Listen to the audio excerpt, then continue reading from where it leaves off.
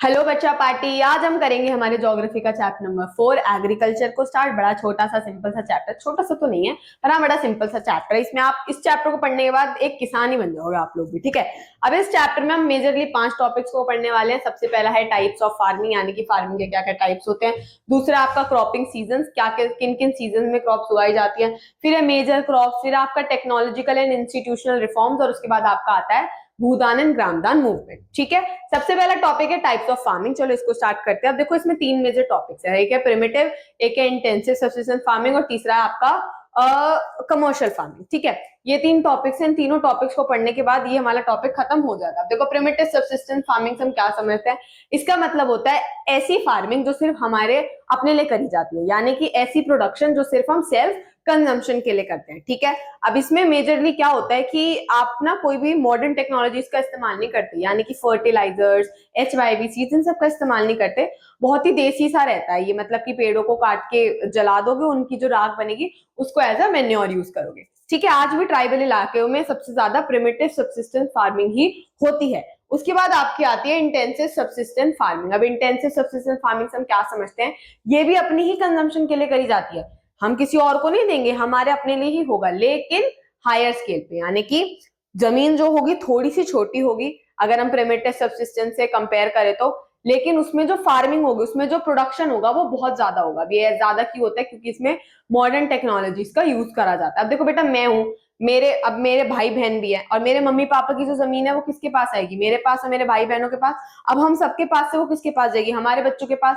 तो इतने बड़े जमीन के टुकड़े का घटते घटते घटते घटते इतना हो जाएगा। अब भैया अगर मैं फार्मर हूँ, अगर मैं खुद ही उगा के खुद ही खाती हूँ, तो मुझे फिर उसी रीजन में उगाना पड़ेगा। अब उसी रीजन में उगाना पड़ेगा तो मेरे को पूरी फैमिली के लिए तो उगाना पड़ेगा ना। ऐसा तो है नहीं मैं सिर्फ अपने लोग आऊंगे और किसी के लिए नहीं। तो मुझे उसी रीजन में इतना प्रोडक्शन करना पड़ेगा कि मेरी पूरी फैमिली की कंजम्पशन नीड्स पूरी हो जाए। तो मैं क्या करूंगी, मैं ऐसी टेक्नोलॉजीज का इस्तेमाल करूंगी कि छोटे से रीजन में भी बहुत ज्यादा कंजम्पशन हो जाए, बहुत ज्यादा प्रोडक्शन हो जाए मेरी, ताकि हम सब मिलकर कंज्यूम कर सके। समझ रहे हो? तो इसको हम बोलते हैं इंटेंसिव सब्सिस्टेंस फार्मिंग। अब हम आते हैं कमर्शियल फार्मिंग में। देखो नाम से ही पता लग रहा है कमर्शियल, यानी कि ऐसा जो मार्केट में जाएगा, है ना। तो कमर्शियल फार्मिंग का मतलब होता है कि large scale production for market, बहुत बड़े स्केल पे प्रोडक्शन की जाती है, लेकिन किसके लिए, मार्केट के लिए, हमारी अपनी कंजम्पशन के लिए नहीं। उसके बाद इसमें यूज होता है HYV सीड्स का और मॉडर्न टेक्नोलॉजीज का, यानी कि हम HYV सीड्स क्या होते हैं, हाई यील्डिंग सीड्स, यानी कि ऐसे सीड्स जो बहुत ज्यादा आपको प्रोडक्शन देते हैं। और मॉडर्न टेक्नोलॉजीज ऐसी टेक्नोलॉजी जिससे आपकी फार्मिंग ईजी भी हो जाती है और बहुत ज्यादा अच्छी भी हो जाती है। अब एग्जाम्पल क्या होगा इसका, प्लांटेशन फार्मिंग। प्लांटेशन फार्मिंग का मतलब क्या होता है बेटा, प्लांटेशन फार्मिंग का मतलब होता है लार्ज स्केल पे सिंगल क्रॉप उगाना। जैसे कि आप देखोगे टी और कॉफी, तो आप देखोगे टी और कॉफी ज्यादातर कहाँ होती है, असम वगैरह के रीजन में होती है। वो ऐसे ऐसे स्टेप्स पे करते हैं, वो इतनी बड़ी फील्ड में वो सिर्फ एक ही क्रॉप उगाते हैं, तो उसको हम क्या बोलते हैं, प्लांटेशन फार्मिंग। लेकिन क्या अब ऐसा है कि वो चाय और कॉफी से ही पूरा एक ही, जो मैं उगा रही हूँ सारा मैं ही पीऊंगी, सारी चाय मैं ही पीऊंगी, पॉसिबल ही नहीं है ना। तो प्लांटेशन फार्मिंग किसका एग्जाम्पल हो गया, कमर्शियल फार्मिंग का, कि भैया वो उगेगी तो वो मार्केट ही जाएगी, क्योंकि वो सरप्लस है, मार्केट सरप्लस के लिए ही वो परफॉर्म होती है चीजें, ठीक है। समझ आ गया। अब हम आते हैं नेक्स्ट टॉपिक पे, cropping season. 3 major cropping season होते हैं। सबसे पहला होता है खारिफ, दूसरा होता है राबी और तीसरा होता है जैद।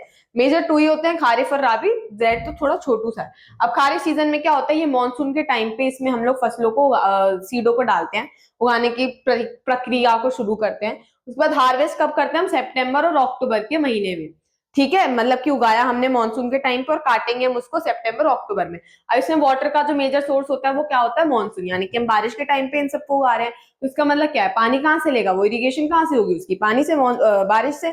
तो मानसून से उसकी ज्यादातर वाटर नीड्स उसकी पूरी हो जाती है, लेकिन कनाल्स, ट्यूबवेल्स, इन सबका भी इस्तेमाल करा जाता है। और इसमें क्रॉप जो उगती है वो मेजरली कौन सी उगती है, राइस, यानी कि चावल।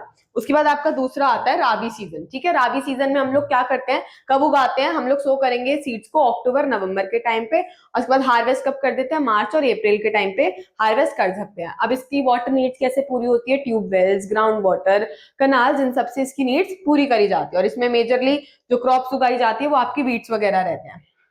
अब आता है जेड सीजन, वीट और ग्राम्स भी होता है, ठीक है। अब जेड सीजन आता है। जेड सीजन क्या होता है, इसमें हम कब उगाते हैं, बहुत छोटी सी सीजन होती है, यानी कि मार्च में उगाएंगे और अप्रैल के टाइम पे हम इसको वो भी कर लेते हैं, हार्वेस्ट भी कर लेते हैं। अब देखो मार्च में हमने उगाए, हार्वेस्ट कब कर देंगे? अप्रैल में, यानी कि 1-2 महीने में ये उग के खत्म भी हो जाता है। अब इसमें हम क्या उगाते हैं? हम ऐसे प्लांट्स उगाएंगे तो जल्दी उग जाए, यानी कि कुछ ऐसी वेजिटेबल जो सीजनल वेजिटेबल्स होती हैं। उसके बाद आपका वाटरमेलन आ गया, आपका मस्क मेलन आ गया, ठीक है।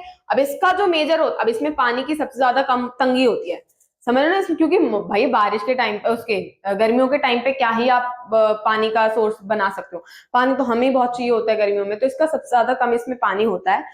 पानी की जो जरूरतें होती है वो बहुत ज्यादा कम होती है, लेकिन हम कैसे पूरी करते हैं उन जरूरतों को?